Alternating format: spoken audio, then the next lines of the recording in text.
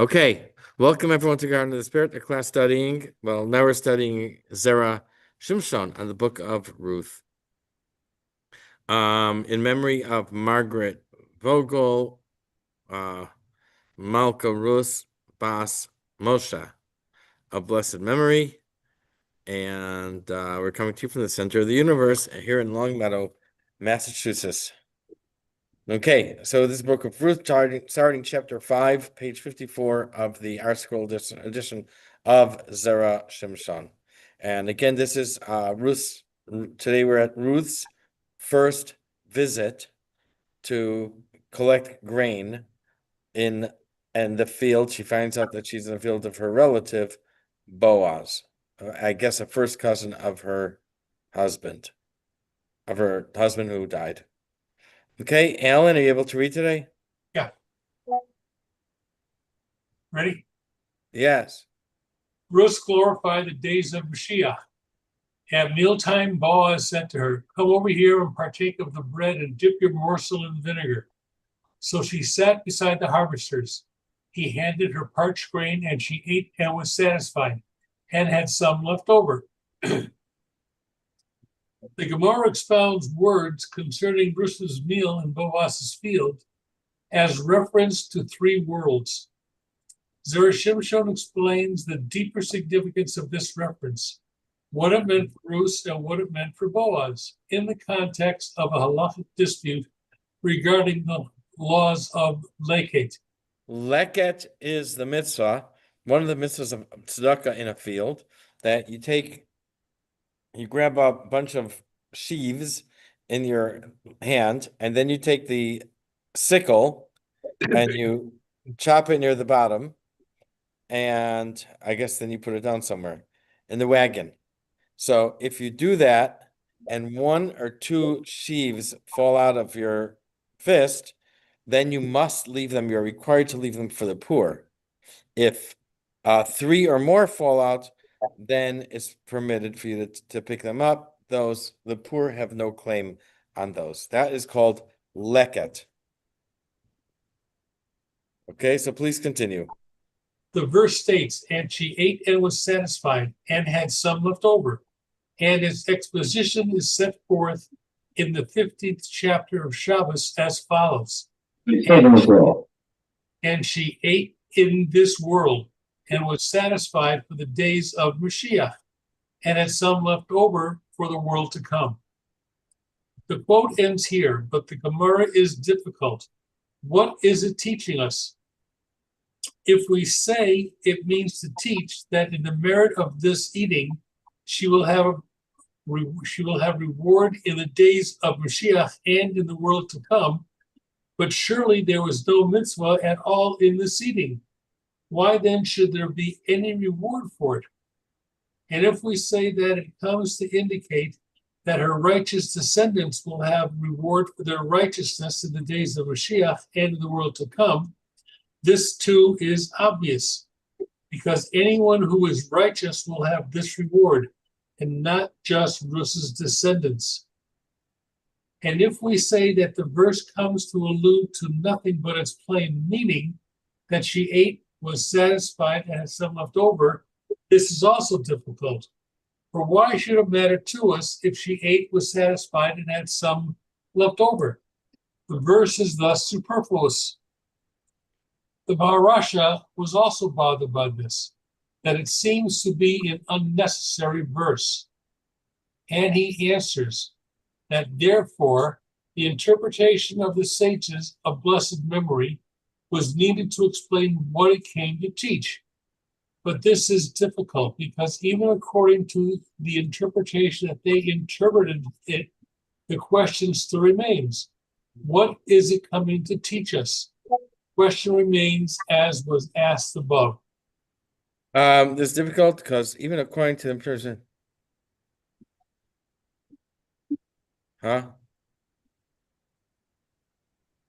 okay. So in other words, why do we know what's the significance of this teaching? That she ate in this world, she was satisfied for the days of Mashiach, and she had left over for the world to come. What is pressing to say this? What's the big deal? Anyone who does a mitzvah gets rewarded for it. And that is the question in short. Okay, continue, please. We may explain as follows. Zera Shimshon introduces a seemingly unrelated discussion from which he will ultimately return to explain what the verse comes to teach. The discussion focuses on the fact that Boaz inquired after Ruth's identity when he became aware of her presence in his fields.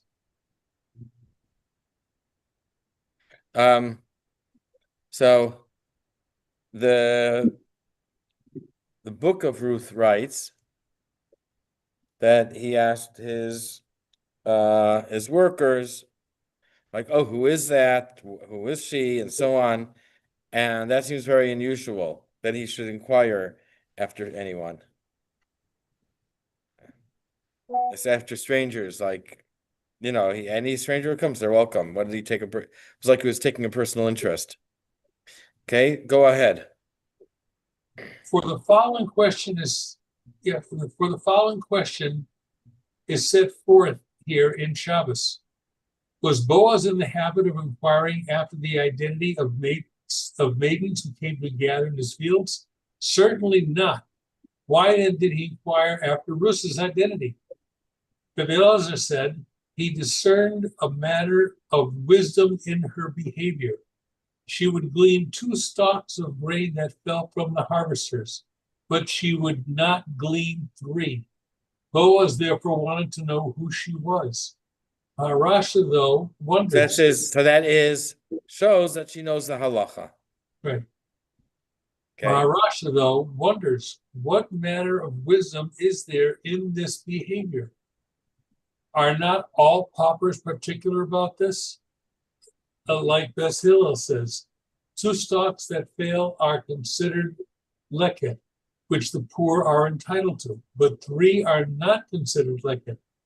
And not like Beis Shammai, who say 3 are considered leket, but 4 are not considered leket.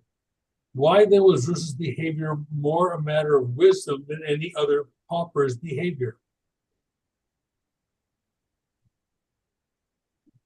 Okay, so we're still stuck with this question of why he was impressed, why he asked about her, why he inquired after her, and the answer that the Gemara gives does not seem to satisfy us. Okay.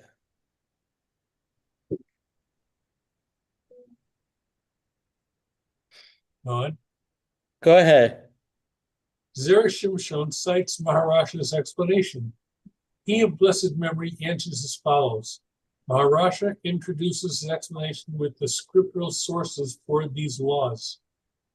For the source of the dispute between Beis Shammai and Beis Hillel is explained in Yerushalmi.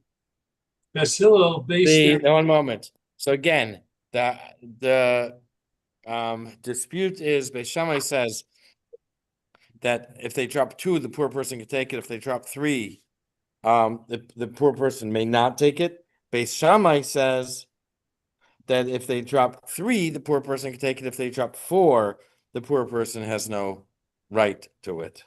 So what's their argument? So here we're going to the Marsha. Marsha will quote the Yerushalmi. Go ahead, page 56. Beis Hillel based their view on the verse. For the poor and for the convert you shall leave them. And therefore they say that 2 stalks are leket and 3 are not leket, because the poor and for the convert are 2 recipients who are entitled to leket. And this alludes to the fact that 2 stalks are considered leket and not 3. So the fact that the Torah says for the poor person and for the convert, you should leave it. We say, okay, there's 2 categories mentioned there. It's 2 stalks belong to the poor person, but not 3. Go ahead. But Beis Shammai based their view on the verse. It shall be for the convert, for the orphan, and for the widow. convert, orphan, and widow are three recipients, alluding to three stalks of produce. And therefore, they say that three stalks are considered leket and not four. Okay, so these are two places in the Torah where it discusses this mitzvah of leket, of leaving for the poor. 1 minute. What? I signed my name. I didn't? No, I started. I didn't finish. No, I'm writing a whole thing. Oh, you can, I don't know. You can't edit it. Who's out? Is Mendy here?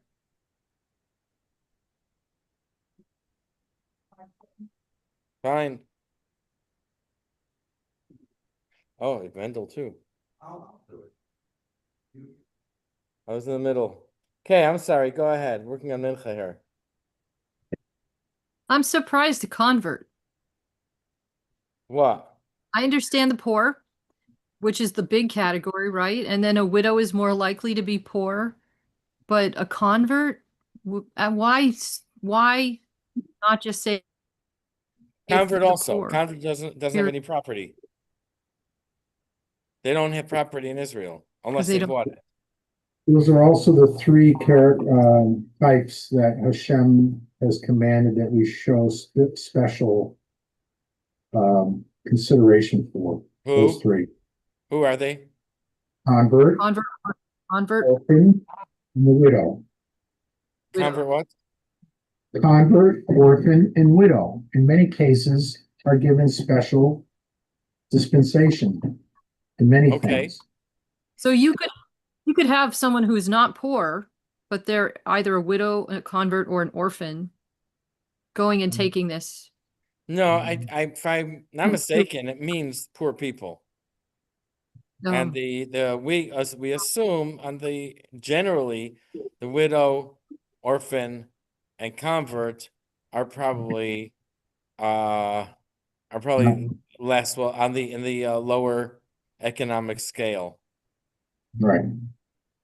Okay, as a general, the rule of thumb, as I'm pretty sure that's what it is. That's a good point. I never What thought about about that. convert who married a Yisrael and has land through marriage? I mean, and Yeah, so there obviously is it's a blanket rule. It's a general rule. It's a rule of thumb. It's not something hard and fast. I wonder if there's a Kabbalistic something behind it. Did you see Anyway. that? I don't know how to say it. We're on recording. Do you see it? Jesse Jackson's daughter, I think converted with a reform or conservative congregation. It was in the news recently. Marrying Interesting. somebody? Marrying a Jewish guy? Nope. No? Nope. Who went reform or conservative? Okay. Not according to the story. According to the story, I forgot why or how, but she was taken with Judaism. And her father sat with her in whatever, in the temple at services. He sat with her to support her. That's good. Okay. That's good. Oddities in the news.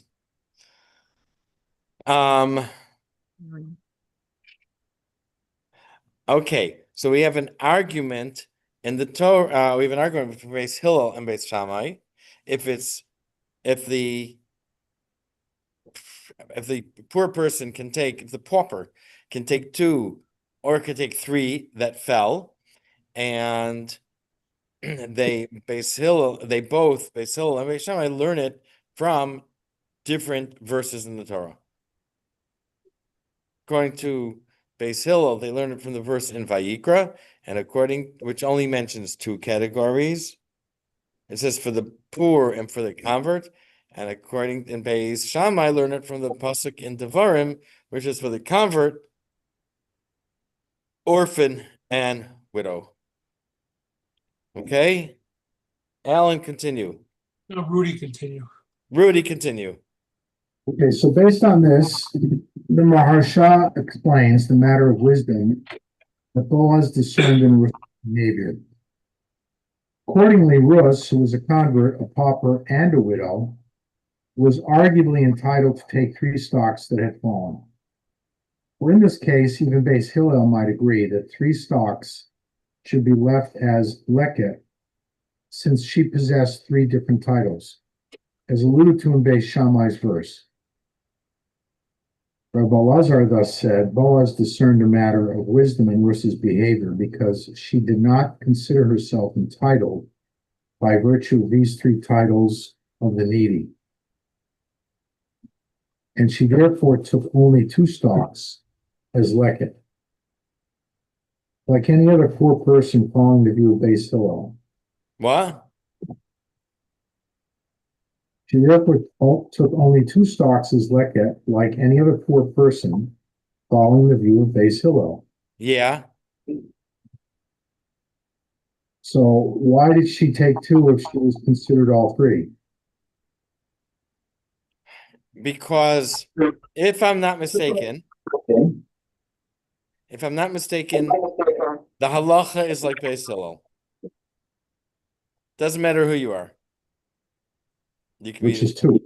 Queen of England, right? You can be a widow. You can be an orphan and a widow and a convert and a pauper. You take 2. I think what the Marsha is saying, this is the Marsha, who is one of the primary commentaries on the Gemara, that the Marsha says she could have found justification to take 3, being that she's pauper, a widow, and a convert. Then in that case, maybe Beis Hillel would agree that she can take 3. The case can be made. Yeah, but doesn't Beis Hillel always take the more lenient view? So why wouldn't he allow for there to be 3 taken? Why only 2? That's a good question. What's the more lenient view? For me, the more lenient view would be that she could take 3. Maybe lenient is towards the farmer that he doesn't have to give up as much. Maybe Yeah, what? It's Maybe fallen. the leniency is the farmer doesn't have to give up as much under Hillel. So the leniency favors the farmer, not the poor. Because that's lenient, right? You don't have to give as much. It's more lenient for the farmer. Yeah. It's a good question. It hit me too. And maybe Abigail has the answer. So I don't think it's saying that the halacha would be different. I think she could have justified and argued that in her case, the halacha would say she could take 3. But I don't think the halacha is actually like that. So she could have justified. I would have written this last sentence here. Ruth thus could have justified taking 3, but chose only to take 2. Maybe she was sneeze. Why are you saying that? Because I think that I would feel like I was projecting myself to be greedy and take as much as I'm allowed to take. Sneeze? Yeah, so it's So more. it does say that what he noticed about her was that she was sneeze. That she didn't bend over to pick up, she crouched down to pick up. Do you know what I'm saying? But there's also like if you going to dinner and you know everybody's supposed to get 2 and you just take 1, isn't that sort of Nias? It's not like projecting yourself and pushing your way in everywhere. To me, that feels like a To kind take of 1 while everyone's taking 2? Yeah. I don't get that. I'm not following. But here, what he's saying is there are some answer that is exactly what he noticed, that she was sneeze, that she didn't bend over at the waist to pick up. She crouched down. She bent her knees and crouched down to pick up. And I can tell you how many times do you drive down the street and you see someone working in their garden and they're bending over with their backside facing traffic. We might not think much of it, but once I heard it connected with Ruth, it hits me when I do see people working on their lawn. The sun is shining.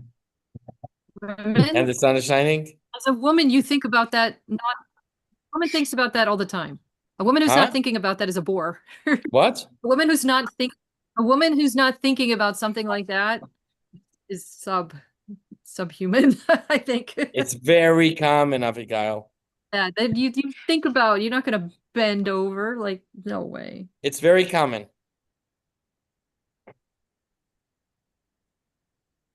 And don't tell me I shouldn't be seeing things like that.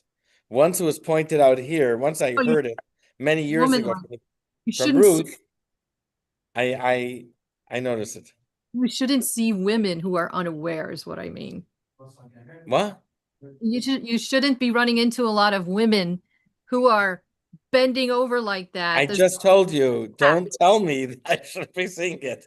Oh, I see. Because you will, right? Yeah, I might not have thought anything about it, but once I heard Yes. it connected with Ruth, so Yeah. it is very common. Okay. Yeah. So you're right. It seems to be that that base Hillel here is being more stringent. Yeah. Okay. So the Zera Shimshon does not like base the Marsha's explanation. That she could have justified taking 3, but she knew the halacha. Let's continue. What time is it? Let's continue at the bottom of 56. So on the surface, Zera Shimshon finds this approach lacking. But in our opinion, the difficulty remains in place.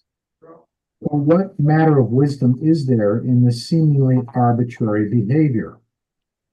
For Beis Hillel indeed agree with Beis Shammai that in this case a person is entitled to take 3 stocks, then for apparently no reason she did not act according to the law, and she should not have been considered wise, since she should have taken 3 stocks. And if Beis Hillel in fact disagreed with Beis Shammai even in this case, then she was supposed to take only 2 stocks, like the other paupers. And there's no matter of wisdom in her doing so. And even if it was just the merest chance that Beis Hillel disagreed with Beis Shammai in this case, she could not have taken more than 2, for this might be stealing. The difficulty thus returns to its place.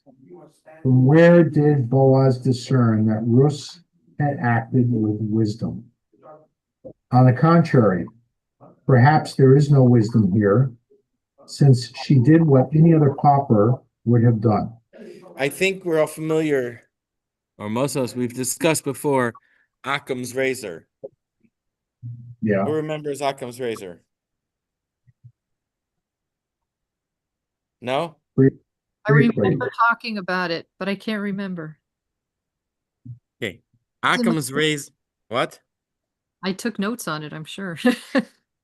Occam's razor says that the simplest explanation is usually the one that's right. We should assume the simplest explanation. So if Boaz sees her taking 2, should he assume that she's doing what all paupers do, and they take 2 and they don't take 3? Or should he think, you know what? That there's an dispute between Beis Shammai and Beis Hillel. And according to Beis Hillel, she can only take 2, and according to Beis Shammai, she could even take 3 that fall. And since the Torah says, since Beis Shammai's ruling is based on the pasuk, Va'alevi va'ger v'yosam v'amana, the convert, the orphan, and the widow, and so therefore maybe she's entitled to 3. That maybe since she fits all 3 descriptions, therefore maybe she's entitled to 3 like base. Therefore, maybe even Beis Hillel would agree that she's entitled to 3, but still she only took 2, and she didn't take the explanation she's entitled to. If just assume the simple thing, she didn't know anything, and she knows that poor people take 2, so she took 2. That's Occam's razor. We assume this is the simplest explanation is the right one. Okay. Can you? Yeah. So what wise thing did Boaz see in Ruth? Rather, Rather, he was correct to say as follows. Clarify the intent of Maharsha. Zera Shimshon examines the dispute further. It is actually difficult to understand Beis Hillel's view. But why did they base themselves on the verse for the poor and for the convert that two stocks are considered leket, and not on the verse for the convert, the orphan, and for the widow that three stocks are considered leket, like Beis Shammai? Why, when in doubt about the laws of leket, should we say three stocks are for the poor and four are for the owner, as Beis Shammai's verse implies? For there is seemingly no logic or proof that compels Beis Hillel to derive the law from the verse for the poor and for the convert, more than from the verse for the convert, the orphan, and for the widow. so what he's saying is, look, we have two psukim. One pasuk says two types of poor people, a pauper, and the pauper and the convert. The other verse has three. So what appeals to Beis Hillel to base their ruling on the pasuk that has two categories? For the same, wouldn't cost them any more money to base their ruling on the one with three categories and say, let the poor person take three. We're talking about staka here. Well, maybe So why maybe it has. are we handcuffing the poor person from taking three? We're talking about staka anyways. Let's say he gets. Let's base it on the same versus Beis Shammai, and let the and rule that the pauper should take three that fall. What was Ruth an orphan? Can hear you. Was Ruth an orphan? Was Ruth an orphan? What did it say? What did it say? Three, that she was the orphan? Did Naomi tell her to go home to her family? Home to her family, so she wasn't an orphan. Maybe it has to do with the fact that she was a Hello? widow, because the difference between but- Beis Shammai and Beis Hillel is that Beis Hillel sets aside the status Yes, of I'm teaching a class. otherwise the two are the same. Well, no, No. only one. They don't. Shammai doesn't have poor. It's just convert, orphan, and widow. It doesn't say poor. It means poor. That's an excellent question. It's something I would want to look up after the class. Which one?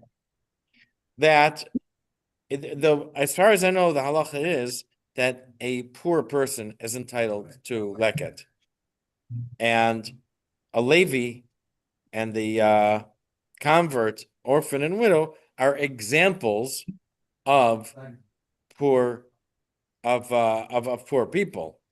But the defining factor is poor people. That if you're a wealthy widow, I'm sorry, if you're a dowager, then you wouldn't be entitled to to take.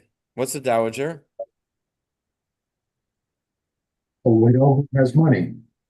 A widow who came into a lot of money. Like who? We're on Teresa Hines. Yeah. Oh. Yeah, or Stephen Jobs' wife. Okay. So so you're a wealthy widow. As far as I know, you're not entitled. These are just giving sometimes the Torah speaks about in the general terms. When the Torah speaks about the prohibition of witchcraft and people who practice it, the Torah refers to witches who are female. And we say, you know what? The same thing applies if there's a witch who happens to be male, a male who practices witchcraft, sorcery, the same thing applies. It's just that generally speaking, the witches are women. Oh, that's so good. Because I'm always looking for examples like that, because they always talk about men, but they apply to women too. That's good. Yeah, so you like that. Now, you That gotta shows read that the Torah uses a woman, even though men are included. You have to go to mincha. In a few minutes. I was thinking maybe because men usually don't handle brooms, so the Torah just refers to them as women. That's a joke. That's a good one. Thank you. Most I'm of my all jokes are. I'm making a list of every nasty thing Talmud says about men, because they always focus on what they say about women. So I'm making a list of Okay, probably I not. got one for you after class that you might not have yet. And you look in, or you can look it up yourself. And at the end of the book of Vayikra, where it talks about the valuations. Yes. So when they hit seniors, the age of senior citizens, the valuation of a man drops a higher percentage than the valuation of a woman. Look in the Rashi there. Makes Okay. sense. Maybe. Look in the Rashi. Thank you. Okay, what was our question? So why does Beis Hillel rule according to the pasuk that only mentions 2 and not take the pasuk that mentions 3? And if anyone watches this at a later date and gets offended, So too be bad. it.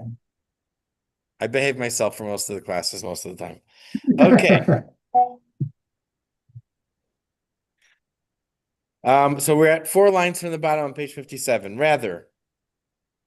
Rather, on the contrary, see the commentaries of Rav Ovadia, Bartanura, Rambam, and Rash, who imply that the dispute is merely a difference of opinion, where there is as much of a reason to choose this verse as there is to choose the other. And therefore, since we hold like Rabbi Meir at the end of the 4th chapter of Peah, that questionable leket is treated as leket, and the same is true of questionable shichach and questionable Peah. What's Peah? corner of the field. That was the last chapter that took us Right, 5 right. weeks. Yeah. Okay. As the sages state in Yerushalmi, and derive from the verse, vindicate the poor and impoverished, meaning that whenever possible, vindicate or favor the poor with gifts, aside from other verses they bring there. It is difficult to understand the position of Beis Hillel. Why did they not say 3 stocks are for the poor and 4 are for the owner, based on the verse of Beis Shammai that favors the poor, since they seemingly have no compelling reason to say the other way? Why, instead, would they say 2 stocks are for the poor and 3 are for the owner, based on the other verse that does not favor the poor? Okay, so we made a few points here. First of all, he brought in a whole bunch of other commentaries, and it appears from them that this idea of whether you base it on the pasuk with 2 categories, a pasuk with 3 categories, there's no compelling reason to favor one over the other. We also have a rule that rule of Rav Meir that if there's a doubt whether this sheaf is leket, if we're in doubt that it belongs to the poor person or the poor person has to leave it, it goes to the poor person. In the case of so here too, we should grant, in this case, Beis Hillel should follow the other verse. There's no compelling reason to favor one over the other, and say that the 3 go to the poor person.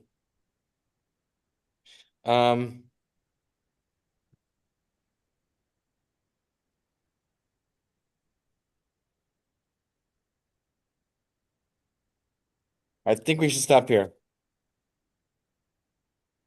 Okay.